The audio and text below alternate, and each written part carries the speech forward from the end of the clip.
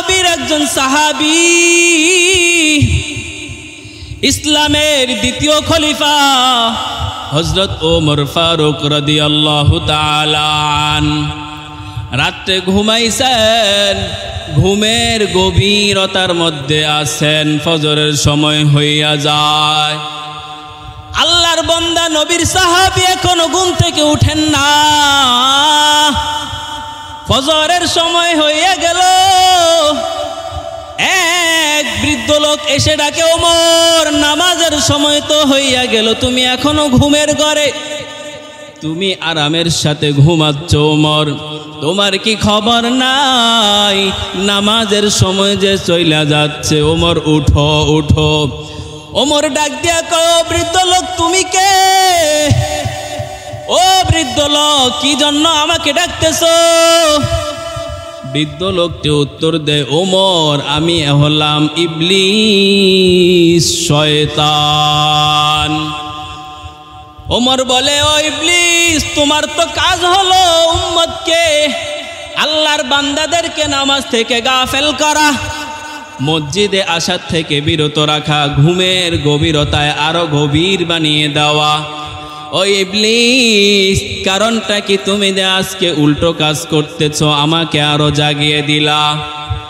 ইবলিস ডাক দিয়া কয়, রে ওমর গতকাল তোমার নামাজটি আমি কায়দা করেছিলাম, ফজরের নামাজ পড়তে দেই না, গভীর ঘুমের মধ্যে তোমাকে রেখেছি, ফলে তুমি ফজরের নামাজ সময় মতো আদায় করতে পারো না। নামাজ আদায় করতে না পারার কারণে ঘুম থেকে যখন উঠলা, ফজরের সময় চইলা গেছে দেখা তুমি আল্লাহর নিকট এত ক্রন্দন এত কান্না করলা রে উমর। আল্লাহ তোমাকে ফজরের নামাজ সময় মতো আদায় করলে যেই সওয়াব দিত, এর চেয়ে 10 গুণ বেশি সওয়াব তোমার আমল নামায় দিয়া দিছে। সুবহানাল্লাহ। ওমর আমি চাই না তুমি বেশি সওয়াব পাও, বেশি নেকি পাও, আমি তো চাই আমার মতো জাহান্নামী লোক আমি আরো বাড়াই কিভাবে। এই উদ্দেশ্য নিয়ে আমি তোমাকে গভীর ঘুমের মধ্যে রাইখা কাজা করাইলাম। আমি দেখলাম আমি যেই কারণে তোমার নামাজটি কাজা করাইলাম, এটা তো আমার উদ্দেশ্য হাসিল হইল না, বরং তুমি আরো বেশি সওয়াব পাইয়া গেলা। এই জন্য থাক, তোমার বেশি সওয়াবের প্রয়োজন নাই, বেশি সওয়াব পাইতে আমি চাই না। এই জন্য আমি তোমাকে ডাকি, আজকে তোমাকে ঘুম থেকে জাগ্রত করাইয়া দিলাম। পড়ো তুমি সময় মতো নামাজ পড়ো, যদি আজকেও কাজা করাইয়া দেয় তুমি কালকের মতো বেশি সওয়াব নিয়ে নিবা, যেটা আমার উদ্দেশ্যের বিপরীত। ঠিক কিনা? আল্লাহর নবী যুদ্ধে যাইতেন, একটি যুদ্ধে গেলেন, ওই যুদ্ধ করার পর জাতুর রিকা নামে একটি যুদ্ধ, ওই যুদ্ধের মধ্যে একটি কাফেরের স্ত্রীকে হত্যা করলেন। কাফেরের স্ত্রীর হত্যা হওয়ার পর ওই কাফের প্রতিজ্ঞা করলো, যাবত আমি মুহাম্মদ সাল্লাল্লাহু আলাইহি ওয়াসাল্লামের সাথীদের রক্তপাত না ঘটাবো, ততক্ষণ পর্যন্ত আমি কাফের ক্ষান্ত হব না। এই ওয়াদা করলো, প্রতিজ্ঞা করলো। আল্লাহর রসুলের অভ্যাস আর আদত ছিল, যখন কোনো যুদ্ধ করতেন, যুদ্ধটা শেষ করিয়া মদিনায় সরাসরি না ঢুকিয়া মদিনার কিনারায় বিশ্রাম নিতেন। অভ্যাস অনুযায়ী পয়গম্বর মদিনার এক পাশে এসে তাঁবু গাড়লেন, বিশ্রাম শুরু করলেন, আর ডাক দিয়া কয়, ওই আমার সাহাবারা, আমরা যদি বিশ্রাম করি, হতে পারে কেউ এসে, ওই শত্রুরা এসে আমাদেরকে আক্রমণ করবে। কে আসো? আমি পয়গম্বরের শরীর, আমি পয়গম্বরের দেহ মোবারক, আমাদেরকে পাহারা দিবা। আল্লাহর নবীর ডাক শুইনা দুইজন তরুণ সাহাবা, একজন হলো আনসারি আব্বাদ ইবনে বিশির, আর একজন আম্মার ইবনে ইয়াসির মুহাজির সাহাবা, দুইজন ডাক দিয়া কয়, পয়গম্বর আপনার হেফাজতের জন্য আমরা আমাদের জান বিলীন করতে আমরা আমাদের জান দিত প্রাণ দিত প্রস্তুত গো ইয়া রাসূলুল্লাহ ইয়া হাবিবাল্লাহ।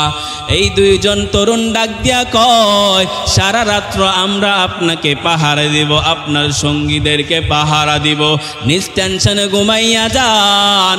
যখন এই আওয়াজ দিল সবাই ঘুমাইয়া পড়ল। আল্লাহর নবীর দুইজন সাহাবী আব্বাদ আর আম্মার, এই দুইজন সাহাবীকে পয়গম্বর বলে ওই রাস্তা দিয়ে তোমরা থাকো, আমার আশঙ্কা হইতেছে এই রাস্তাটা দিয়ে আমার শত্রুরা আসতে পারে। আব্বাদ আর আম্মার ওই রাস্তার মধ্যে চলে গেল।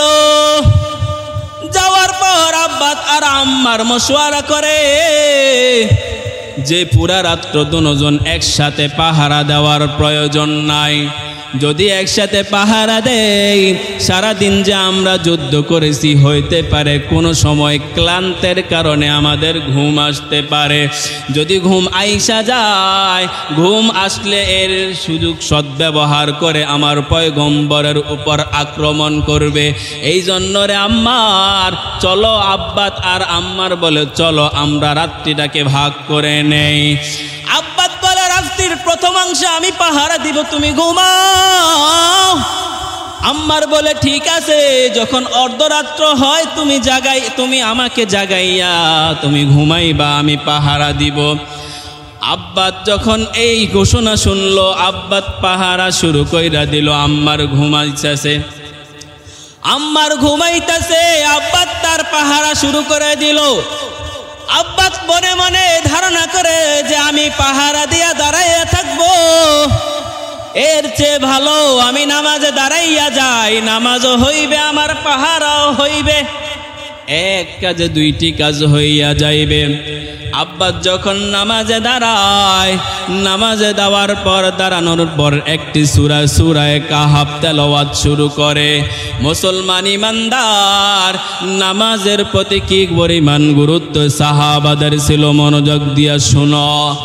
আব্বাস যখন নামাজের মধ্যে দাঁড়ায়, ইতিমধ্যে ওই কাফের যে প্রতিজ্ঞা করেছিল, ওয়াদা করেছিল, ওই কাফের আইসা দেখে একজন কে যেন নামাজ পড়তেছে দাঁড়াইয়া আছে। কয় এই সুযোগে তো আক্রমণ চালানো যায়। এই সুযোগ সদ্ব্যবহার করলো। ওই কাফের তার বিষাক্ত তীর নিক্ষেপ করলো। ওই বিষাক্ত তীরটি আইসা আব্বাদের সিনা দিয়া ঢুইকা ভেদ কইরা অপর দিয়া বার হইয়া গেল। মুসলমান ইমানদার নবীর উম্মতের দল হাদিস সাক্ষী দেয়, আব্বাতের শরীর দিয়া যখন এই বিষাক্ত তীরটি বিঁধল, হাদিস সাক্ষী দেয় আব্বাত চুল পরিমাণ নাড়াচাড়া করেন না, নামাজও ছাড়েন না। আরো আস্তে কোন সুবহানাল্লাহ। মুসলমান ইমানদার একটু মনোযোগ দিয়ে শুনো। আজকে নামাজের মধ্যে একটি পিঁপড়া যদি কামড় দেয় তো আমরা সহ্য করতে পারি, মশা কামড় দিল সাথে সাথে থাপ্পড় মাইরা বসি। আর ধারণা করো তীর কি পরিমাণ বিষাক্ত, দুই দিক দিয়া দুইটা কাটার মতো থাকে।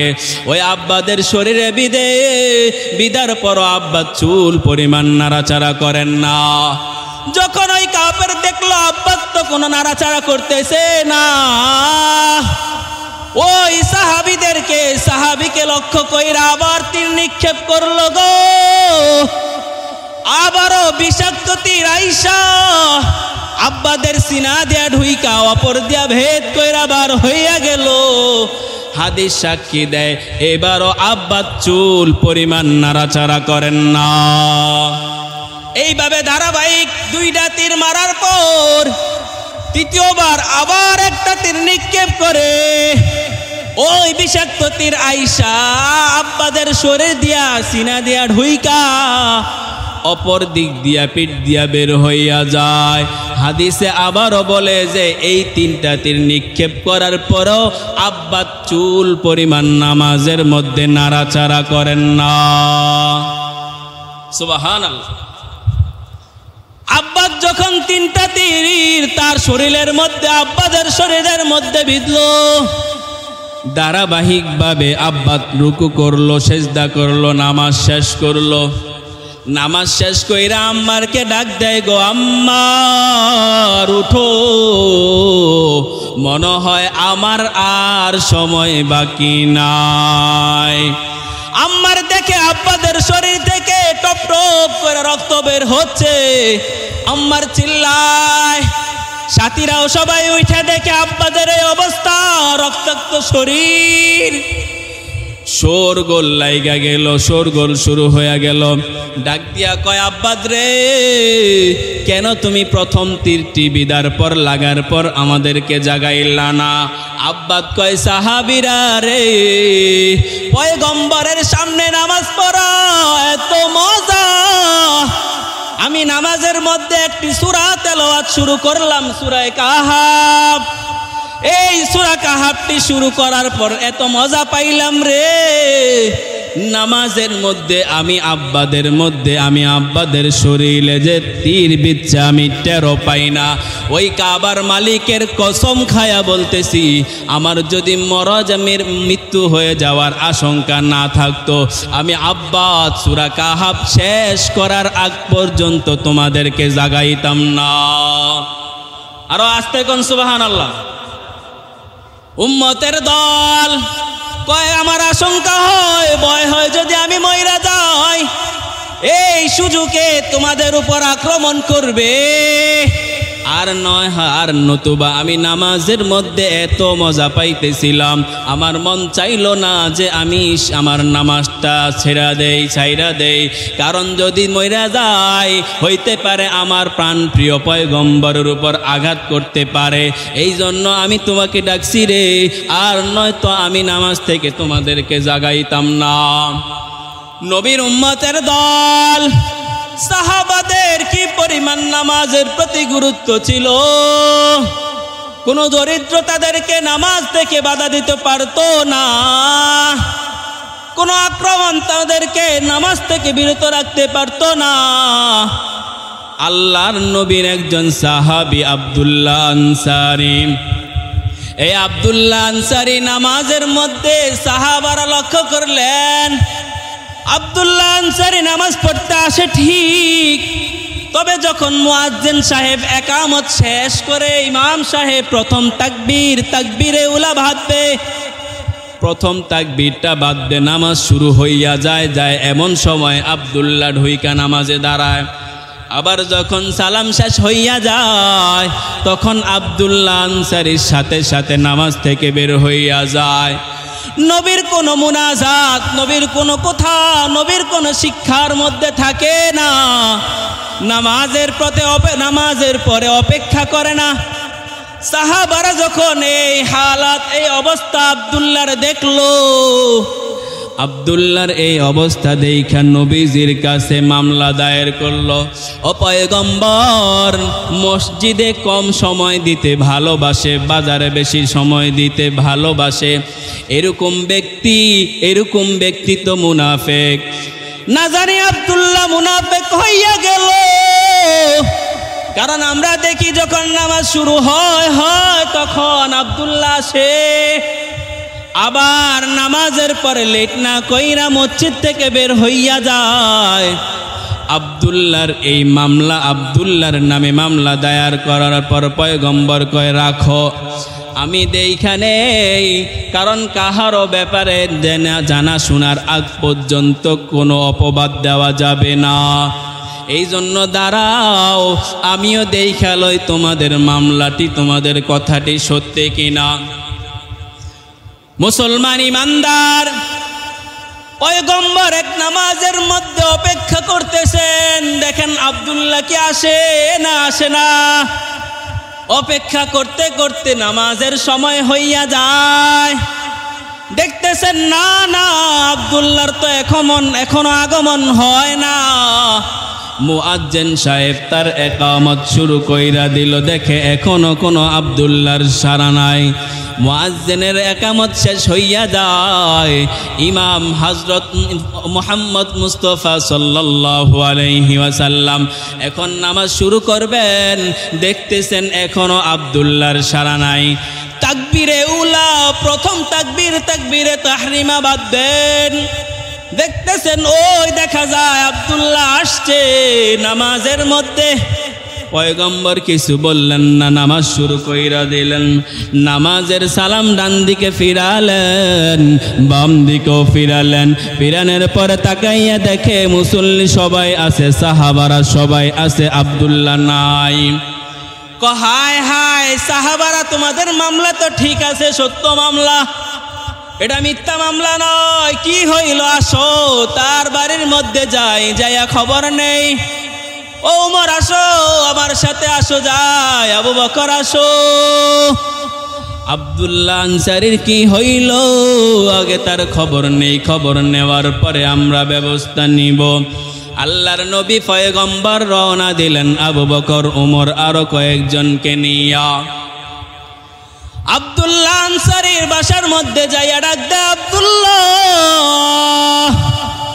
একটা ডাক দিল, ঘর থেকে কোনো সাড়া নাই।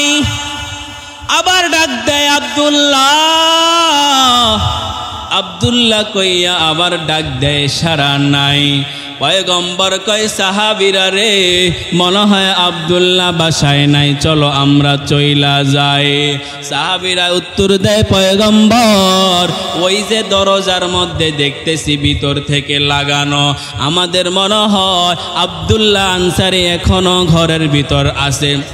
পয়গম্বর কয় কোন ঘরের মধ্যে ঢুকার আগে 3 বার অনুমতি নিবা, 3 বার সালাম দিবা। যদি সালামের উত্তর না দেয় তো ফিরা যাইবা, আর যদি সালামের উত্তর দেয় তো অপেক্ষা করবা। ঠিক আছে, তাহলে 2 বার তো ডাক দিলাম, আরেকবার ডাক দেই। পয়গম্বর আবার ডাক দেয় আব্দুল্লাহ। আব্দুল্লাহ কইয়া 3 বার ডাক দেওয়ার পরে কোনো সাড়া নাই। পয়গম্বর ব্যর্থ হইয়া চইলা যাওয়ার জন্য রওনা হয়। রওনা হওয়ার পরে আব্দুল্লাহ ডাক দিয়ে কয় পয়গম্বর আসলেন, আমি দরিদ্র গরিব সাহাবীর ঘরে, কি জানি কি জন্য এসেছেন, আবার চলে যাচ্ছেন। পয়গম্বর একটু দাঁড়ান। পয়গম্বর যখন পয়গম্বরকে দাঁড়ানোর কথা বলে, পয়গম্বর দাঁড়ায়, আব্দুল্লাহ সামনে আসেন। পয়গম্বর ডাক দিয়ে কয় আব্দুল্লাহ, এক এক করে 3 বার ডাক দিলাম, কি কারণ? তুমি তো আমাদের উত্তর দিলা না। তোমার কাছে আমার একটা প্রশ্ন, দ্বিতীয় আর একটা প্রশ্ন। ওই যে তোমার দরজা খেজুরের পাতা দিয়া বানাইছ, বাতাসে সরে যাওয়ার কারণে আমরা দেখতে পাইলাম তোমার সন্তানের হাত পাও শিকল দিয়া বাইদা রাখছ। আব্দুল্লাহ কি জন্য এসেছি এই উত্তর দিব পরে, এই আলোচনা পরে। আগে আমার 2টা প্রশ্নের উত্তর দাও। কি কারণে এত লেট করলা? আমি পয়গম্বরের আওয়াজ শুই না তো তোমরা লেট করতে পারো না? আর নাবালেগ সন্তানকে কেন বাইদা রাখলা, এর উত্তর দেয়। আব্দুল্লাহ ডাক দিয়া কয় পয়গম্বর, নামাজের মধ্যে আমি কিন্তু সর্বশেষে যাই, আবার সবার আগে আসি। পয়গম্বর, আমার এতটুক আর্থিক সমর্থ নাই যে আমার প্রিয়তমা স্ত্রীকে একটি কাপড় দিব, আমি একটি কাপড় পরিধান করব। পয়গম্বর ওই আর্থিক সমস্যার কারণে পুরা ঘর তন্ন তন্ন কইরা দেখেন মাত্র একটি কাপড়। পয়গম্বর এই কাপড়টি আমার স্ত্রীকে দেয়, স্ত্রী পরিধান করে। যখন নামাজের সময় হয়, নামাজের সময় হইলে স্ত্রীকে বলি, স্ত্রী গো, দরিদ্র আল্লাহ বানাইছে, গরিব আল্লাহ বানাইছে, এটা আল্লাহর ইচ্ছা। ওই যে ঘরের মধ্যে একটি গর্ত করলাম, ওই গর্তের মধ্যে ঢুকো, একটু আবৃত হইয়া থাকো। আরেকটা কাপড় যে কিনা দিব সেই সমর্থ আমার নাই। আমি আমার প্রিয়তমা জীবন সঙ্গিনীকে ওই গর্তের মধ্যে ঢুকাই, ঢুকাইয়া আমার স্ত্রীর কাপড়টা আমি পরিধান কইরা নামাজে যাই। আমার স্ত্রী গর্তের মধ্যে কিভাবে এতক্ষণ থাকবে? আবার আসরের নামাজের সময় তো কম, আপনি তো দেখেছেন আমি এসে পড়েছি, তাড়াতাড়ি আইসা পড়লাম, কারণ আমার স্ত্রীর তো নামাজ পড়তে হবে। ওই কাপড়টা পরিধান কইরা আমি আপনার পিছনে নামাজ পড়লাম। নামাজ পইরা ঘরে ঢুইকা আমি ঘরের মধ্যে ঢুকি, আমার কাপড়টা খুইলা আমার স্ত্রীর দেই, রে স্ত্রী কাপড়টা পরিধান কইরা তাড়াতাড়ি নামাজ পড়ো। আমার স্ত্রী নামাজ পড়তেছিল, আমি আব্দুল্লাহ ঘরের মধ্যে ছিলাম। পয়গম্বর, আমার প্রাণের চেয়েও আপনাকে ভালোবাসি, প্রাণ প্রিয়তমা স্ত্রীর চেয়েও আপনাকে বেশি ভালোবাসি। আপনি আমার ঘরের দরজায় এসেছেন, ডাক দিয়েছেন, মন চেয়েছে প্রথম ডাকে এসে পড়ি, কিন্তু যদি প্রথম ডাকে সাড়া দেই তো আসতে পারবো না। কেন? আমি ঘরের মধ্যে ছিলাম, আমার স্ত্রী নামাজরত অবস্থায় ছিল। ভাবলাম যদি আপনার ডাকের সাড়া দিয়ে না আসতে পারি, পয়গম্বর আপনি অপেক্ষা করবেন, আপনার কষ্ট হবে। না জানি এই কষ্টের কারণে আমার জাহান্নামের আগুন আমার জন্য বরাদ্দ হইয়া যায়, এই জন্য আমি উত্তর দেই না রে পয়গম্বর।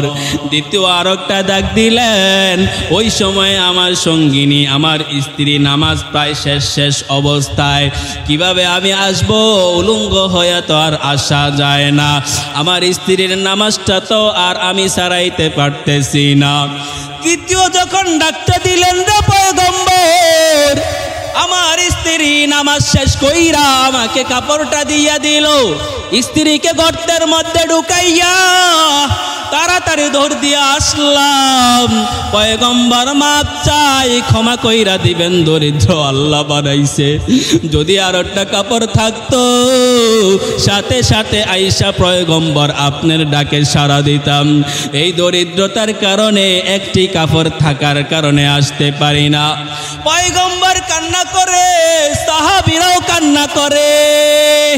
পয়গম্বর বলে, ওরে আমার সাহাবীরা সাক্ষী থাকো, আমি পয়গম্বর আব্দুল্লাহকে সারা জান্নাতে একটি কদম দিব না।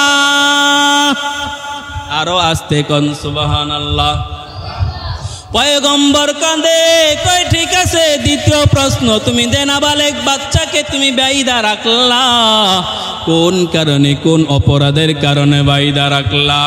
পয়গম্বরকে আব্দুল্লাহ উত্তর দেয়, ও পয়গম্বর, ওই যে আমার পাশে পড়তি ঘর, ইহুদির ঘর, ওই ইহুদি অনেক ধনাঢ্য বড় লোক, বাসার কাছে খেজুর গাছ লাগিয়েছে, পাকা পাকা খেজুর, মাঝে মধ্যে খেজুর পড়ে। ওই যে আমার নাবালেগ শিশু, তারা তো আর বুঝে না কার খেজুর খাওয়া হারাম, কারটা হালাল। যদি ওই আমার সন্তান ইহুদির খেজুরটি খায়, হতে পারে খাইবে, খাওয়ার কারণে আল্লাহর কিয়ামতের দিন আল্লাহর সামনে আমার হিসাব দিতে হইবে। এই জন্য যেন পাকা খেজুর যেটি পড়ে থাকে যেন না খাইতে পারে। আমি আব্দুল্লাহ আমার নাবালেগ শিশুর হাত পাও বাইদা রাখছি যেন শিশু তার খেজুর না খায়। সারাদিন এইভাবে বাইদা রাখি। যখন আমি কাজের মধ্যে পরের জমিনে কাজ করতে যাই, আমার স্ত্রীকে গর্তে ঢুকাইয়া আমি স্ত্রীর কাপড়টি নিয়ে যাই, আর নাবালেগ শিশু সন্তানকে এইভাবে সারাদিন বাইদা রাখি।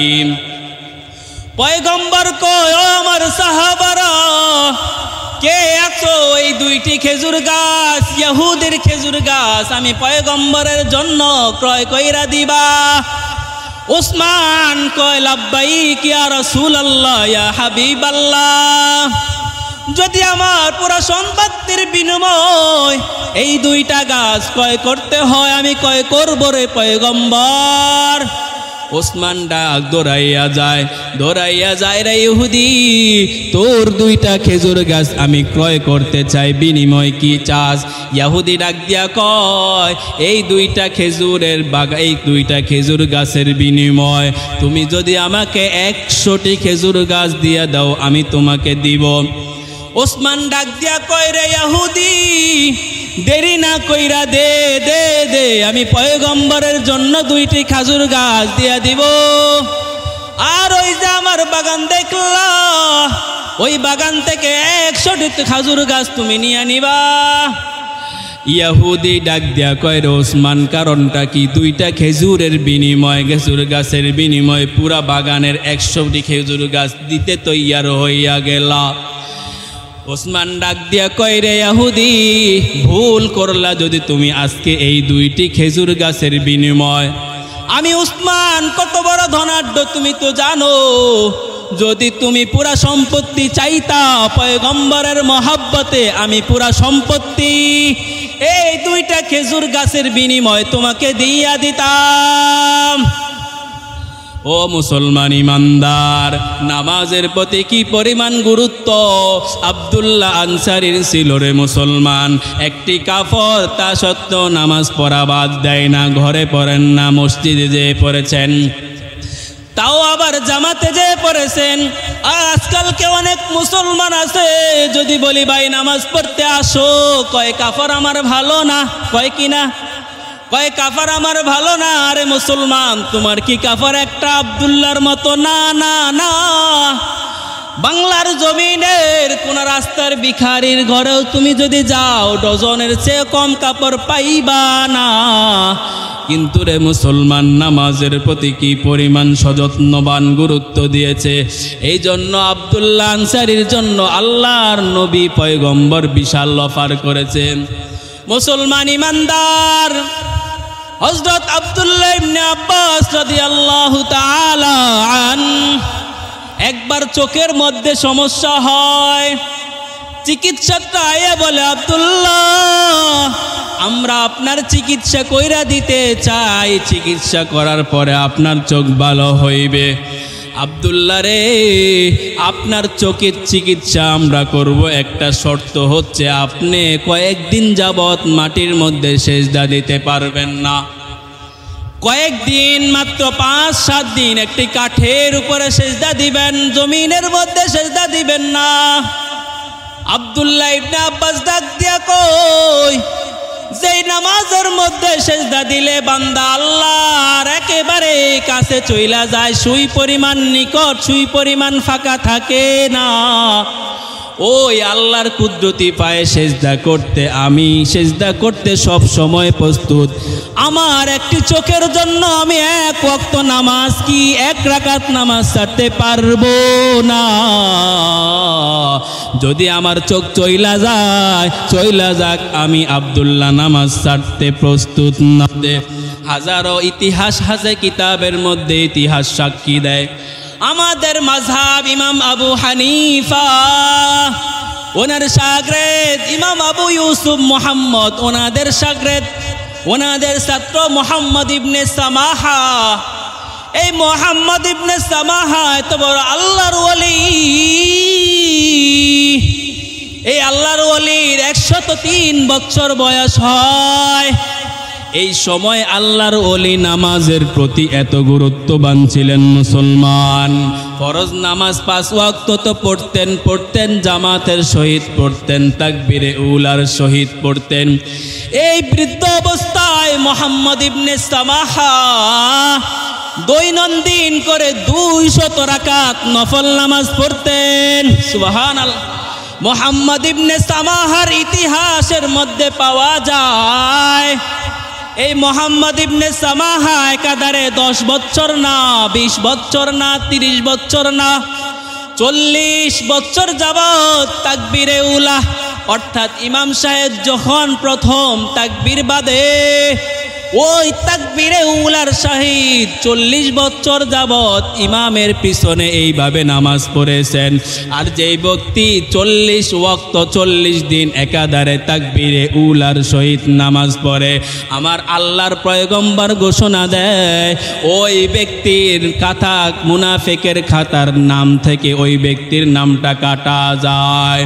এই মুহাম্মদ ইবনে সামাহা 40 বছর যাবত তাকবীরে উলার সহিত নামাজ পড়েছে।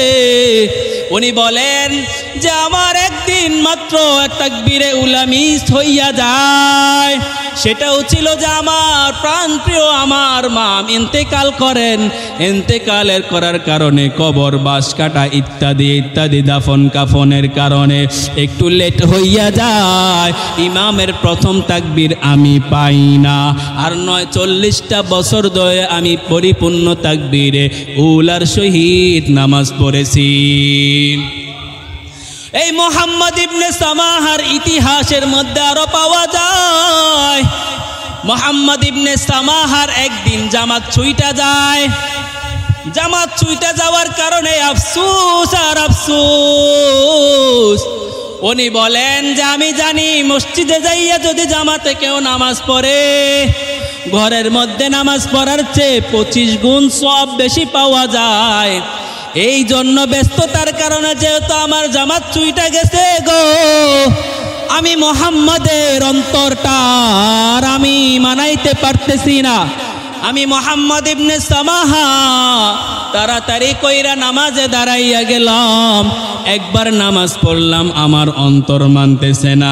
খালি বলে মসজিদে যাইয়া যদি পড়তে পারতাম তাহলে তো 25 গুণ বেশি সওয়াব পাইতাম। এই জন্য আবার নামাজ পড়লাম, আবার পড়লাম। এইভাবে করে আমি 25টা বার নামাজ পড়ে আমার অন্তরকে সান্ত্বনা দিলাম। আমি যখন ঘুমের ঘরে যাইয়া ঘুমাইতেছিলাম, স্বপ্নে দেখি আমাকে বলে, ওরে মুহাম্মদ ইবনে সামাহা 25 গুণ সওয়াব অর্জন করার জন্য জামাত ছুটে যাওয়ার কারণে 25টা বার এই নামাজটা পড়লা, কিন্তু ইমামের সাথে নামাজ পড়লে সূরা ফাতিহা শেষ করার পর যখন একবার আমিন বলা হয়, ওই আমিনের সহিত যদি কোনো ফেরেশতারাও আমিন বলে, যদি কোনো বান্দার আমিনের সহিত ফেরেশতাদের আমিনটা মিলা যায়, আল্লাহর পয়গম্বর ঘোষণা দেন ওই বান্দার, ওই উম্মতের জীবনের পিছনের সকল গুনাহ মাফ হইয়া যায়। ও মুহাম্মদ ইবনে সামাহা 25টা বার তো নামাজ পড়লা, কিন্তু জামাতের সহিত নামাজ পড়লে যে ওই যে আমিন বলতা ফেরেশতারা আমিন বলেছে, ওই যে আমিন ছুইটা গেল, সেই আমিনের কি হবে, কি করলা? এটা তো সেই সাহাবাদের ইতিহাস নয়। ও নবীর উম্মতের দল, আসো আসো নামাজের প্রতি গুরুত্ব দাও, সযত্নবান হও। আল্লাহ দুনিয়াও আমাদেরকে কামিয়াব করবেন, আখিরাতেও কামিয়াব করবেন। শুধু কি তাই নয়, এই জমানার দিকে যদি তাকাও, ওই যে আল্লাহর এক বান্দা মুফতি আমির হামজা, উনি বলেন আমি জেলখানায় আল্লামা মামুনুল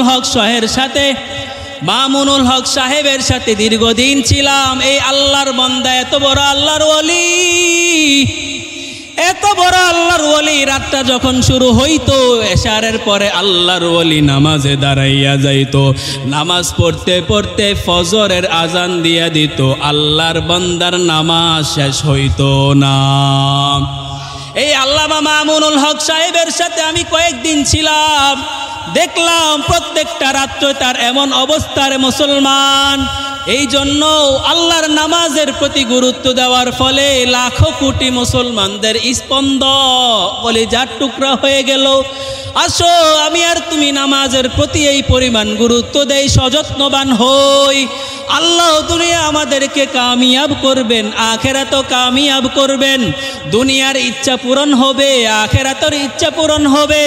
দুনিয়ায় তোমার কত সহযোগিতা লাগে, কারো থেকে টাকা দিয়েও সহযোগিতা পাও না, মাল দিয়েও সহযোগিতা পাও না, আরো কত কিছু দিয়েও সহযোগিতা পাও না। কিন্তু আমার আল্লাহ কোরআনের মধ্যে কি বলেন শুনুন, বিসমিল্লাহির রহমানির রহিম,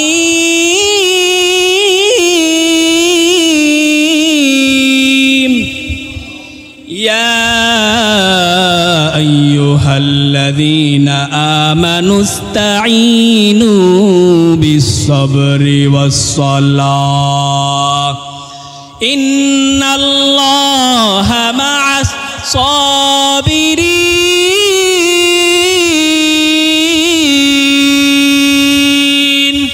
ও নবীর উম্মতের দল, আমার আল্লাহ বলে, ও আমার বান্দা, আমি আল্লাহর কাছে সাহায্য চাও, নামাজের দ্বারা সাহায্য চাও। কারণ দুনিয়ার কারো কাছে সাহায্য চাইতে যাইবা, তোমার কাছে টাকার দাবি করবে, ঠিক কিনা? তোমার কাছে বাড়ির দাবি করবে, ঠিক কিনা? কিন্তু আমি আল্লাহর কাছে সাহায্য চাও, নামাজের মাধ্যমে সাহায্য চাও, বিনিময় আমি তোমার কাছে কিছু চাইব না। আমি আল্লাহ তোমার সাহায্য পূরণ করব, আমি আল্লাহ তোমার চাওয়া পূরণ করব, তোমার সাহায্য তোমাকে আমি পাঠাইয়া দিব। এই জন্য মুসলমান ইমানদার নামাজের প্রতি গুরুত্ব আরোপ করার জন্য প্রস্তুত আছি তো ইনশাআল্লাহ। এই যে ঘটনাগুলা শোনানো হলো, এর দ্বারা উদ্দেশ্য এটাই, অনেকে বলে আমি নামাজ ছেড়ে দিয়েছি, আমি নামাজ ছাইরা দিছি এই বিপদের কারণে। না, মুসলমান সাহাবারা বিপদে পড়েছে, এসে আল্লাহর দরবারে, না মসজিদের মধ্যে এসে আল্লাহর দরবারে সালাত কায়েমের মাধ্যমে সাহায্য পূরণ করেছে।